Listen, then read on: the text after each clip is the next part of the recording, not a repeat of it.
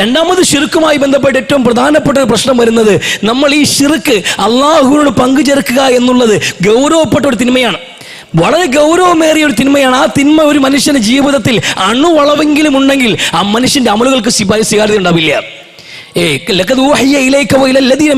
വിശുദ്ധ ഖുർആൻ നബി അങ്ങയോടും അങ്ങയ്ക്ക് മുമ്പ് കഴിഞ്ഞു പോയവരോടും പറഞ്ഞൊരു പ്രധാനപ്പെട്ട കാര്യം ഇതാണ് കേട്ടോ. തങ്ങൾ ശിർക്ക് വെക്കുന്ന പക്ഷം, അള്ളാഹുവിന്റെ വിഷയത്തിൽ നിങ്ങൾ പങ്കാക്കുന്ന പക്ഷം, അങ്ങയുടെ സൽക്കർമ്മങ്ങൾക്ക് പ്രസക്തി ഉണ്ടാവില്ല, അതൊക്കെ പൊളിഞ്ഞു പോകും, നിലനിൽക്കില്ല എന്ന് റസൂലുള്ളാഹിയോട് വിശുദ്ധ ഖുർആൻ. അതുകൊണ്ട്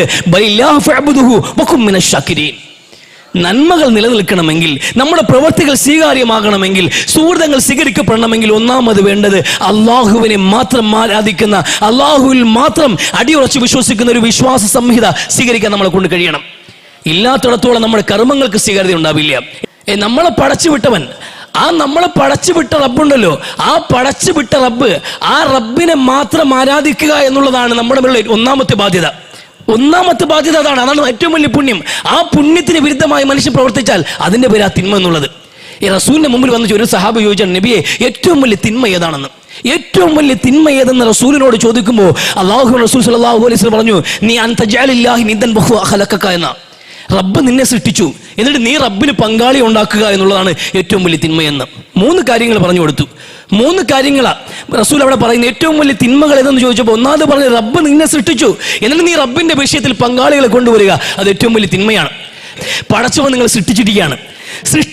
നിങ്ങളെ സൃഷ്ടിപ്പിന്റെ പിറകിൽ ഒരാൾക്കും പങ്കില്ല. നിങ്ങളെ പടച്ചവൻ സൃഷ്ടിച്ചിട്ട് ആ പടച്ചവനോട് നിങ്ങൾ പങ്കാക്കുക എന്നുള്ളതാണ് ഏറ്റവും വലിയ തിന്മയെന്ന് വിശുദ്ധ പ്രവാചകൻ സ്വല്ലല്ലാഹു അലൈഹി വസല്ലം. അതുപോലെ തന്നെ നിങ്ങൾ ദുനിയാവിൽ എന്തൊക്കെ നന്മ ചെയ്താലും നിങ്ങളെ പടച്ചുവിട്ടൊരു നാഥനുണ്ടല്ലോ, ആ റബ്ബിന്റെ വിഷയത്തിൽ നിങ്ങൾ പങ്കാക്കിയിട്ട് നിങ്ങൾ എന്ത് നന്മ ചെയ്താലും ആ നന്മയ്ക്ക് പ്രസക്തിയില്ല.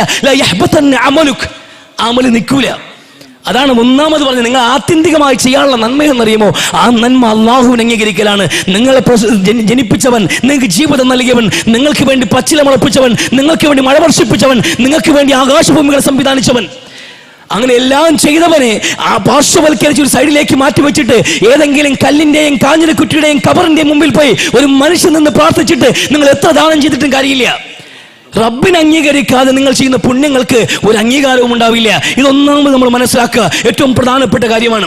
ഏറ്റവും പ്രധാനപ്പെട്ട കാര്യം ഇതെന്തുകൊണ്ട് ഈ ഒന്നാമത് ഇത് പറഞ്ഞറിയുമോ, ഇന്ന ശിർക്ക് ദുൽമുന്നദീം, മാപ്പില്ലാത്ത പാവമാണെന്നും അങ്ങനെ തുടങ്ങിയിട്ട് ഒരുപാട് കാര്യങ്ങൾ ശിർക്ക് നരകത്തിലെത്തിക്കുമെന്നും ഒക്കെ ഒരുപാട് പ്രഖ്യാപനങ്ങൾ ഖുർആൻ പറഞ്ഞിട്ടുണ്ടെങ്കിലും ഒന്നാമത് ഇത് പറഞ്ഞതിന്റെ കാര്യം നമ്മൾ മനസ്സിലാക്കാൻ വേണ്ടി